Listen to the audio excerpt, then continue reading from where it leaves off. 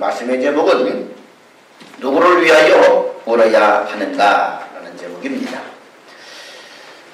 지난주에 신문의 주제를 보니까 이런 주제가 눈길을 끌었습니다. 못다 핀 꽃 초등생 아들 폭력을 대물림한 무직 아버지. 아마 이 제목만 들어도 우리가 능히 알 수 있는 큰 사고였습니다.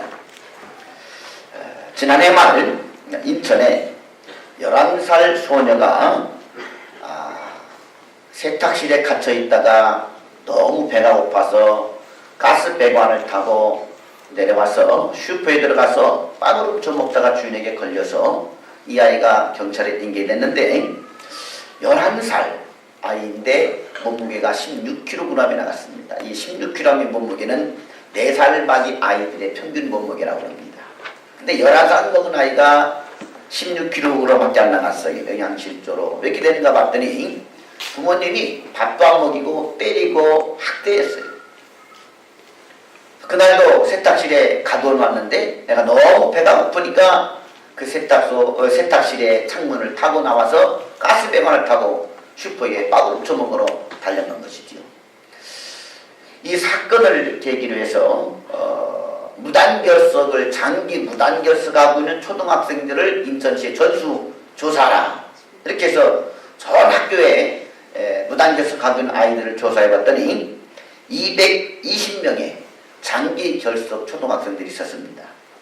그 중에서 소재 파악이 잘 안되고 연락이 안되는 사람들에게 부모님에게 전화를 하다가 부천의 한 초등학교 1학년 학생이 6개월 동안 학교를 나오지 않고 있었고 그리고 그 이후에도 2년 동안 연락이 두절되어 있었습니다. 그래서 경찰이 이제 가봤더니 글쎄 부모님이 이 아이를 때려서 죽인다. 그 시체를 냉장고와 여러 쓰레기통과 다른 공중화장실에 토막살인해서 버렸다는 사실이었습니다. 이것이 지난주 경찰이 이제 현장 조사를 하는 TV 화면에 나왔는데 주민들이 가서 막 오열을 하고 돌을 던지면서 침을 뱉고 난리였습니다. 비단 이와 같은 일들이 오늘날에만 있었던 것이 아닙니다. 계속해서 이와 같은 사회현상이 발생되는 원인은 무엇일까요? 성경에서 말라기는 뭐라고 말하느냐? 아비의 마음을 자식에게 돌이키게 하여 주옵소서. 세상 말세가 되게 되면 사랑이 식어진다고 얘기했는데 그저 남녀간의 사랑, 이웃간의 사랑이 식어지는 것은 별 문제지만 문제는 가장 숭고한 사랑이라고 일컬어지는 엄마의 자식사랑, 아버지의 자식사랑, 그 세상에 가장 숭고한 사랑으로 비유되어지고 있는 부모의 자식사랑이 말세가 되어지게 되면 그것마저도 얼어붙고 파괴가 되고 참 있는 수심이 되어지는 세상이 온다는 것이지요. 바로 오늘 우리가 살고 있는 시대가 바로 이와 같은 사랑이 식어진 세상. 오늘 날씨가 영하 18도까지 내려지는 가운데 얼마나 쌀쌀하고 참 고통스러웠어요. 이와 같이 뜨거웠던 사랑도 식어진다는 것입니다. 가정이 붕괴되고 있습니다. 지금 우리 사회는 가정 붕괴라고 하는 참 뼈아픈 현실을 맞닥뜨리고 있다는 것입니다. 자, 이와 같은 상황을 바라보면서 우리는 다음 세대를 걱정하지 않을 수가 없습니다. 참 풍요로운 세대, 참 먹을 것도 풍족하고 그 어느 시대보다도 가장 잘 시대는 맞이했지만 가장 염려하고 걱정해야 될 것, 다음 세대가 걱정되지 않을 수가 없습니다. 이 같은 현실을 보면서 일선학교를 지도하는 교육청의 장학사 그런 얘기 있습니다. 기존의 교육 시스템으로는 다음 세대를 교육하는 한계입니다. 일선을 지도하는 장학사까지도 객탄하고 대안이 없다라고 두 손을 들고 있는 실정이지요. 이를 지도해야 될 정치인들과 또 시장과 또 교육감들이 서로 밥그릇 싸움을 하느냐, 어린 아이들에 대한 그런 교육비가 지출되지 않아서 교사들 월급이 나가지 않은 상황이고 부모님들은 어디에 우리 아이들을 맡게 될지 모르는 시대가 되었습니다. 또 아이들을 학교에 맡긴다 하더라도 또 유치원과 놀이방에 맡긴다 하더라도 정말 그 교사들과 그 당국이 아이를 잘 키우는지 너무나 불안해서 모든 교실마다 CCTV를 달아놓고 그 부모들의 수천 개 눈으로 아이들을 감시해야만 하는 상황. 이 같은 현실 우리는 맞닥뜨리고 있다는 것이지요. 믿고 맡기는 불신사회. 모든 경기도 얼어붙고 사람도 얼어붙고 이 사회가 다 얼어붙고 있는 상황이라고 볼 수가 있습니다. 이럴 때 우리가 다시 한번 크리스찬들의 임무가 무엇인가, 우리 기독인들은 어떻게 이 문제를 대처해 나가야 되는가, 오늘 말씀을 통해서 다시 한번 주님 음성을 듣는 복된 시간 될 수 있기를 주님의 이름으로 축원합니다. 주 70년 로마가 예루살렘을 포위하고 예루살렘을 다 붕괴시켰습니다. 이때 성경은 뭐라고 예언하느냐, 돌 하나도 돌에 남지 않고 다 예루살렘 성이 무너지리라. 예수님께서 예언한 대로 예수님 이후 70년이 들어서 로마의 티토 장군에 의해서 예루살렘이 함락되고 돌 하나 돌 위에 남지 않냐고 다 모두가 성이 다 파괴가 되는 뼈아픈 고통을 당하게 됐습니다. 이때 벤자카이라고 하는 유대인 납비가 이렇게 외쳤습니다.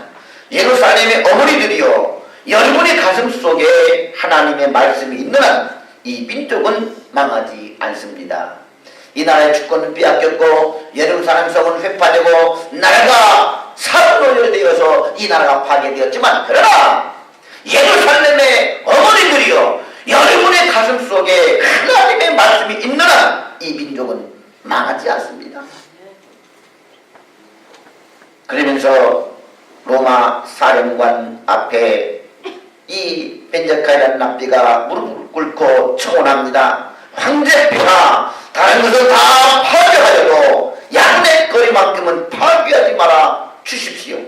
왜 그러냐면 이 야분의 거리는 유대인의 회당과 랍비들이 사는 곳이었기 때문입니다. 다시 말해서 예루살렘 성은 망하였어도 랍비들이 회당에서 아이들에게 율법을 가르치는 것만큼은 지키고 싶었던 마지막 절기였던 것이지요.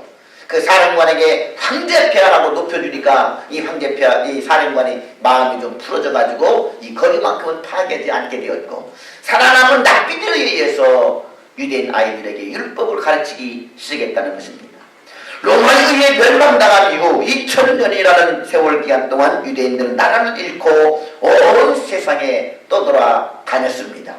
그러던 중 세계대 2차 세계대전이 끝난 이후 1948년 이스라엘 나라라고 하는 나라를 회복하고 다시 2000년 만에 나라를 세우게 되었습니다. 그런데 놀라운 일이 일어났습니다. 그건 뭐냐면 2000년 만에 잃어버렸던 나라를 세운 것도 놀라운 일이지만 세계 각처에 흩어져 살고 있었던 약 400~500만 명의 유대인들이 다시 예루살렘에 모여들어서 나라를 건국했는데요.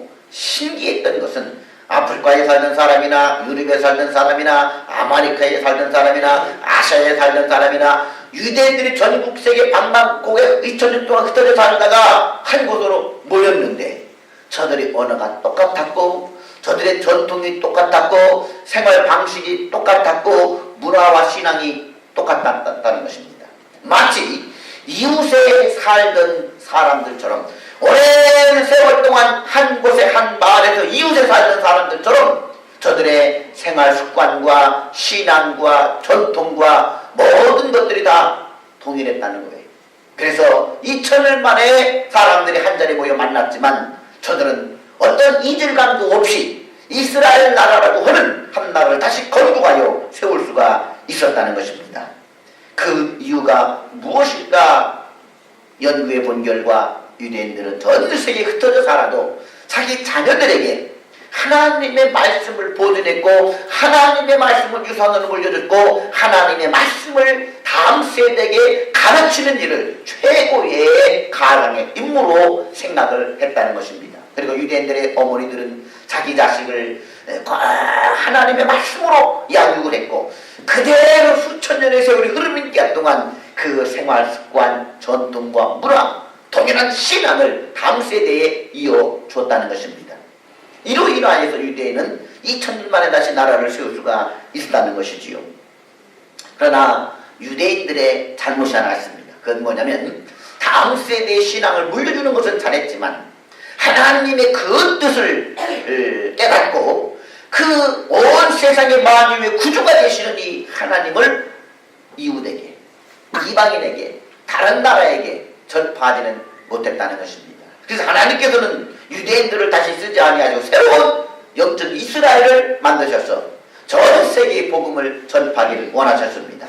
그래서 열두 사도에게 주님 말씀입니다. 너는 온 땅에 다니며 만민에게 복음을 전파하라. 오직 성령이 너에게 임하시는 너희를 권능을 받고 예루살렘과 온 유대와 땅 끝까지 이르러 복음을 전파하라. 그러므로 우리 기독교인은 한 2000년 기간 동안 이 주님의 지상명령을 사명으로 알고 끊임없이 이방세계에 복음을 전파하는 가운데 이 복음이 우리 한반도에도 이르러서 지난 선교 120여 년의 세월이 흐르면서 우리나라는 1200만 명이라고 하는 전국 국민에 대한 복음화율이 25%에 달하는 놀라운 부흥성장을 이루게 됐습니다. 그런데 안타까운 일은 뭐냐? 우리 기독교인들은 수평적인 선교, 땅끝까지 이르러 복음을 전파한 명령에만 순종을 해서 이웃에게 복음을 전파하는 일은 성공적으로 일을 거두었는데 다음 세대 유대인들처럼 다음 세대에게 복음을 전해주고 다음 세대에게 신앙을 전수하는 일에는 실패했다는 거예요. 너무 유대인들의 실패에만 그것을 귀감 삼아서 땅끝까지 복음을 전파하는 일은 열심히 했는데 그런데 우리 자녀들, 우리 후손들에게 복음을 전수하는 일은 실패했다는 것입니다. 이 증거가 뭐냐? 지금도 세계 선교를 주도했던 구라파 교회를 가보게 되면은 그 성전들이 어마어마하게 큰데 그 큰 성전에 신앙이 오래된 어르신 노인들만 몇 사람 앉아가지고 예배를 드리고 있다는 거예요. 그러다 보니까 예배당이 유지가 안 되니까 그 큰 건물 예배당이 이런 댄스홀로 팔려지게 되고 또 문화 공연장으로 팔려지게 되고 디스코장으로 팔려지게 됐다는 것입니다. 무슨 전시관으로 팔려 있다는 거예요. 그래가지고 유럽의 많은 큰 교회들이 지금은 박물관이 되고 지금은 댄스홀이 되고 지금은 문화 관람 영화관으로 탈바꿈해 버렸다는 것입니다. 지금까지 영국에 그렇게 기다려갔던 교회가 5천여 교회가 문을 닫았다고 합니다. 이것은 무엇을 말해주느냐? 오늘날 현재 우리 기독교가 땅까지 복음은 열심히 전파했는데 유대인들처럼 자녀들에게 신앙의 유산을 물려주는 일은 실패했다는 것이지요. 그런데 이와 같은 구라파 교회의 안타까운 현실이 오늘날 우리 한국 교회에도 위기감으로 찾아오고 있다는 것입니다. 대형 교회들의 내부 문제로 인하여서 많은 교회의 갈등이 형성되어지고 있고 그리고 명망 있는 교계 지도자들이 검찰에 소환이 되는 등 이 불미스러운 일들이 매스컴에서 계속해서 보도가 됨으로써 우리 기독교 인구가 추락하고 있습니다. 또한 이런 일로 인하여서 안티크리스찬들의 세력이 많이 형성이 되고 그들의 끊임없는 공격을 받고 있습니다. 이런 이유로 기독교 인구는 점점점 줄어들어서 1200만 성도가 1000만에 이었고 2010년도에 들어와서는 그 인구가 900만 정도로 줄어들었다고 합니다. 그러나 이와 같은 이유들보다도 더 심각한 기독교 인구의 감소의 중요한 이유는 주일학교 학생들의 감소에 있다는 것입니다.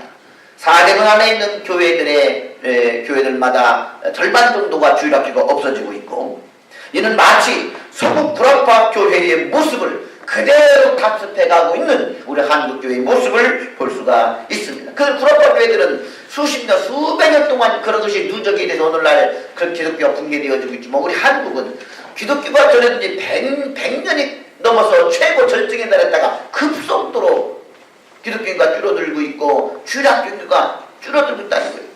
기독 인구의 감소는 주일학교 아이들의 감소에 있다는 것입니다. 한마디로 말해서 교회들마다 열심히 선교하고 전도를 많이 하는데 문제는 내 자녀들에게 신앙을 물려주고 있지 못하다는 거예요. 우리 교회만 봐도 한번 보세요. 과거에 20, 30년 교회가 부흥할 때는 작년 성도 수보다도 교회 학교에 인원이 더 많았습니다. 근데 오늘날은 바뀌어지고 있어요. 부모들보다도 자녀들의 예배 숫자가 더 줄어들고 있습니다. 우리 교회만 봐도 그렇잖아요. 이는 뭘 말해주고 있느냐? 자기 자녀들조차도 전도를 못하고 있다는 거예요. 자기 자녀들부터도 신앙으로 양육하고 있지 못하다는 것입니다. 자, 옆에 한번 우리 부모들 보세요. 정말 자녀들을 제대로 신앙으로 양육하고 인도하고 있는가? 정말 내 자녀가 주일학교에 나오고 있으며 내 자녀가 열심히 하나님을 섬기고 있는가? 내 자녀 하나 돌보지 못하고 있잖아요.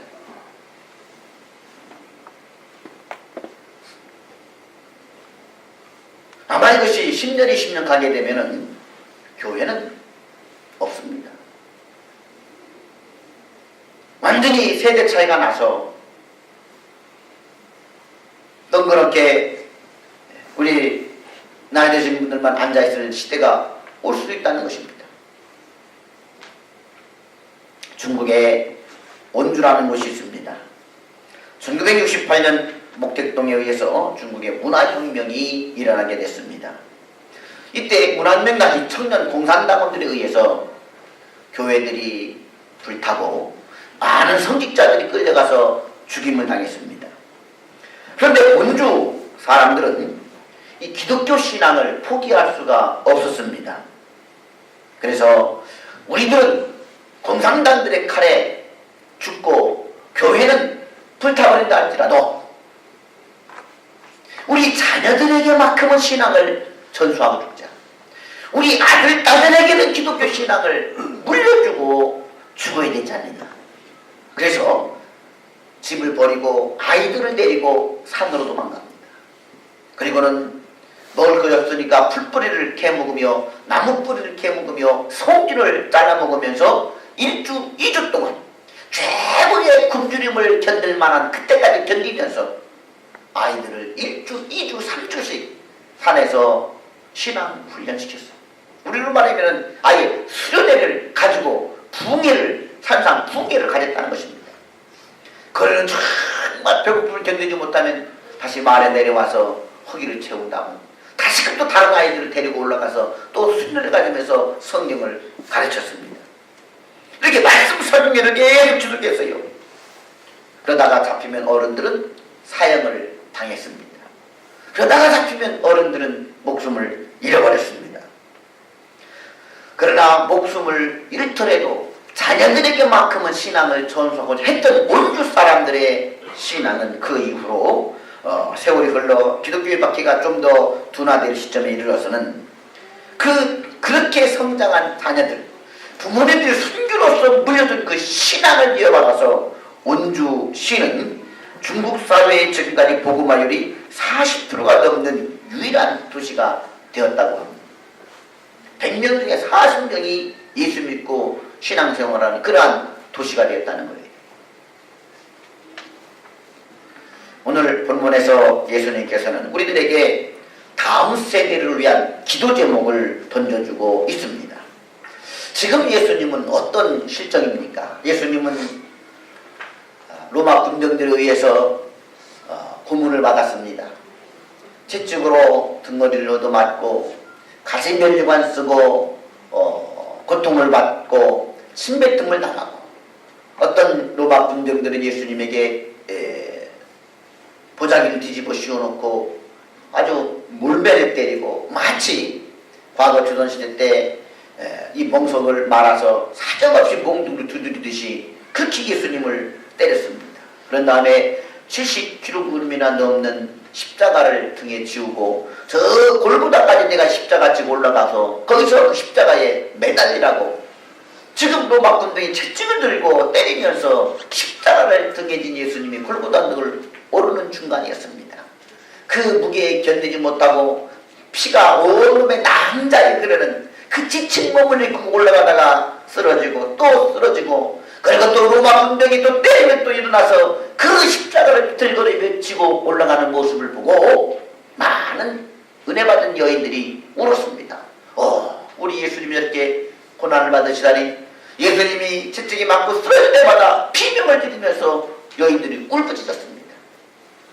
그런데 예수님께서는 우는 여인들을 바라보면서 뭐라고 말씀하시느냐? 나를 위하여 울지 말고 너희 자녀를 위하여 울라. 할렐루야.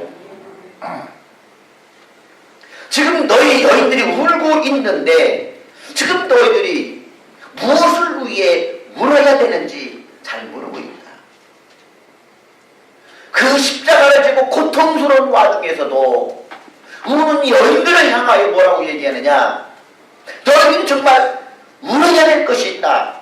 가슴을 졸면서 그 가슴을 뜯으며 고통스럽게 울고 주셔야 될 기도 제목이 하나가 있다. 나를 위하여 울지 말고 누구를 위하여 울어야 되느냐? 너와 너의 자녀를 위하여 울라. 다음 세대를 향한 기도 제목을 주님은 던져주고 있다는 것입니다.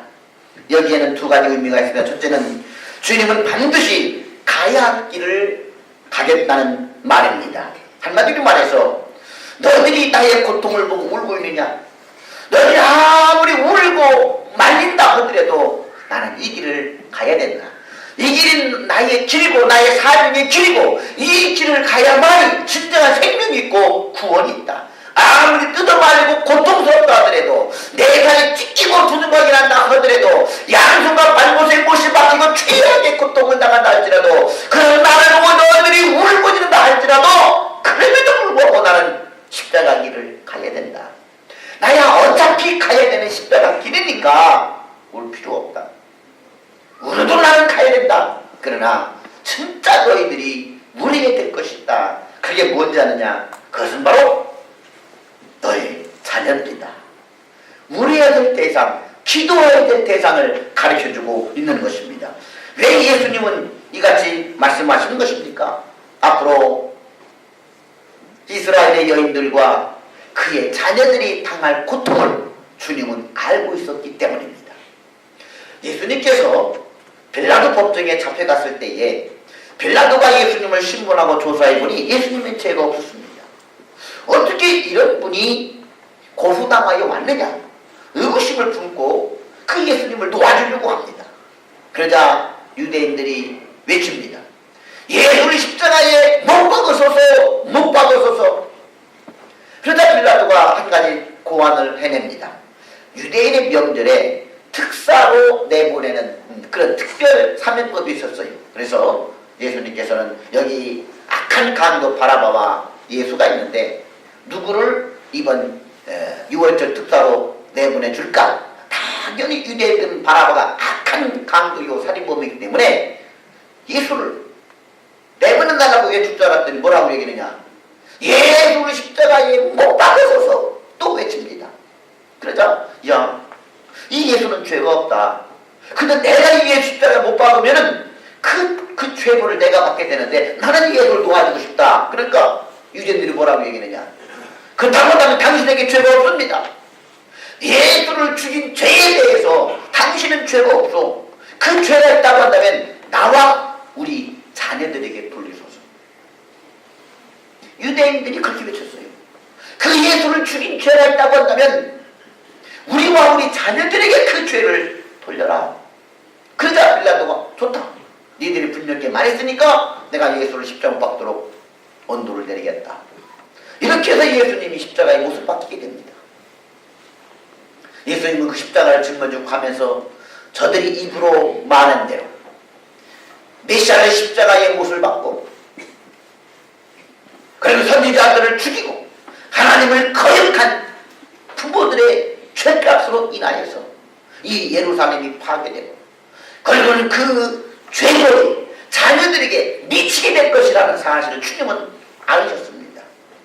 이들의 고백대로 이들의 내뱉은 말대로 예수님은 십자가에 죽인 지 40여 년이 흘렀어. 로마의 티토 장군이 강력한 로마 군병들을 데리고 예루살렘을 포위하고 그 성을 다 불태워버리고 무너뜨렸습니다. 그리고는 모든 유대인들을 학살하고 죽이기 시작하는데 아이벤 여인이 있으면은요 혹시 엄마는 죽여도 그 속에 있는 아이가 나와서 살아나게 되면 안 된다고 생각해서 아이된 여인들은 배를 갈라서 그 아이를, 배 속에 있는 아이를 끄집어내서 바위 위에 집어 던져서 죽였습니다. 이렇게까지 잔인하게 로마 군병들이 유대인들을 학살해버렸습니다. 예수님은 이들이 당할 그 고통을 알았던 것입니다. 그래서 뭐라고 말씀하시느냐? 너는 자녀를 위해서 울어야 된다. 이스라엘 백성들은 이렇게 나라를 빼앗긴 다음 2000여 년 동안이나 전 세계에 흩어져 두방다니며 살면서 나라 없는 서름, 이방인으로서의 멸시와 천대를 받고 살아야만 했습니다. 2차 세계대전은 독일 히틀러에 의해서 유대인 500만 명이 가스실에 들어가 목숨을 끊고 학살당하는 그런 뼈아픈 고통을 당하게 되었습니다. 이렇게 전쟁이 찾아오고 가난해지게 되면 누가 고통을 받느냐? 어린 자녀들이 고통을 받는 것이죠. 부모를 잃고 거리에 고아로 앉아야 됩니다. 배고픔과 전염병으로 시달려야 됩니다. 그 부모 잃고 헤매는 자녀들의 고통, 예수님은 그 고통을 알으셨던 것이죠. 이를 보시고 예수님은 너무나 마음이 아프셨던 것입니다. 그래서 십자가 지고 가시는 자신의 고통보다도 너희와 너희의 자녀들을 위하여 주님이 말씀하셨던 것입니다. 그러면 어떻게 울어야 되는 것입니까? 첫째는 눈물로 회개하며 울어야만 됩니다. 선지자들을 죽이고 예수님을 죽이고 하나님의 뜻을 거역하는 그 죄값으로 인하여서 너희 자녀들이 멸망당하고 너희 자녀들이 방황하고 너희 자녀들이 고통당하게 되었으니 이 부모들이여 회개하고 울라는 것입니다. 우리와 우리 자손에게 돌릴지어다. 참으로 그들의 참 내뱉는 황당한 천담한 말대로 그들의 자손들이 당할 처참한 미래를 생각하면 주님의 마음 너무나 고통스럽고 아팠습니다. 그래서 너희들 때문에 고통받아야 될 너희 자녀들을 생각하면서 회개하고 울라는 것입니다. 우리는 자녀들에게 축복의 통로가 되야 되지 자녀들에게 그 죄의 짐을 물려주는 저주의 통로가 되는 부모가 되면 안 된다는 것이지요. 할렐루야. 자녀들이 은혜를 받고 하나님 앞에 복을 받고 하나님의 귀한 사람으로 살게 하기 위해서 부모들이요 눈물을 흘리고 울라는 것입니다. 아버지들이요 손을 들고 하나님 앞에 부르짖으라는 것입니다. 저는 우리 사랑하는 광명교회 성도들이 정말 이 시대의 청소년들과 우리 시대의 우리 자녀들을 놓고 이렇게 하나님 앞에 눈물을 흘리며 울 수 있기를 주님의 이름으로 축원합니다. 좋은 옷을 사주고 맛난 음식만 먹이는 것이 부모의 도리가 아닙니다. 좋은 옷 사주지 못해서 맛난 음식 먹이지 못해서 방황하고 고통당하는 자녀보다도 정말 부모들이 축복의 통로가 되지 못해서 자식당하는 고통이 더 크다는 걸 우리는 알아야만 하는 것입니다. 할렐루야. 아멘. 그런 부모들을 정말 눈물 흘리며 회개하며 기도하는 우리 부모 세대 그런 성도들 되기를 축원합니다. 두 번째로 눈물을 흘리며 자녀들에게 하나님의 말씀을 가르치라는 것입니다. 메시아를 죽인 조상들의 죄 때문에 자녀들은 고통을 받고 저주와 재앙을 받아야만 합니다.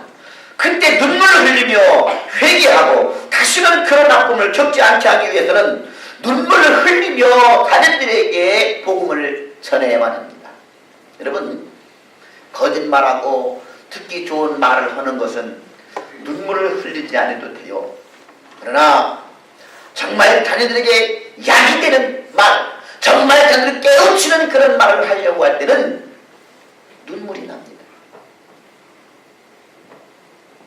아침에 늦잠 자는 아이를 깰 때 그 아이들이 막 혈기를 내며 눈을 부릅뜨는 것을 보세요. 그걸 참으면서도 아이들을 깨워야 되고 주일날 교회 안 오려고 하는 아이들 게임하고 PC방 가고 친구 만나 놀러가는 일은 잘 갑니다. 그러나 교회 한번 가져오면 이상하게 아이들이 반항합니다. 나는 이래서 교회가 싫어 막 반항해요. 그런 아이들을 보면서도 가슴에 품고 깨우치고 가르치고 보면요 속에서 눈물이 날 수밖에 없습니다. 눈물 나는 것이 싫어서 안 가르치게 되면은 결국은 그 아이는 버림당할 수밖에 없어요. 오늘날 부모들은 부모의 책임을 회피하려고 유치원에, 학교에, 학원에 자녀들을 맡기기만 합니다. 그게 편하기 때문에 그래요. 그냥 아들이 서로 막 팡팡 떠가는데 먹고 싶은 걸 안 사주게 되면은 성질 부리고 화가 나니까 주머니 돈을 갖다 먹여주는 겁니다. 그러나 그 아이들을 바로 가르치고 절제시키려면 부모가 눈물을 흘리지 않으면 안 돼. 오해를 받더라도 잠시 아이들과 얼굴을 붉히더라도 가르칠 것은 가르쳐야 됩니다. 그러나 성질이 못 이긴다고 11살 아이를 굶어 죽이려고 작정한 부모처럼 학대하는, 저 부천에 그 살인사건 한 아버지에게 왜 이런 살인사건을 아이를 학대되었더니 나도 엄마에게 맞고 자랐어요. 나도 엄마에게 맞았다는 것입니다. 그러니 너도 맞아보라는 거예요. 이것은 자녀를 사랑하는 방법을 모르는 것이죠. 그저 아이에게 교육시키는 교육의 도구는 자기가 어릴 때 엄마에게 맞았던 것밖에는 기억하지 못하는, 이게 유일한 교육의 도구였습니다.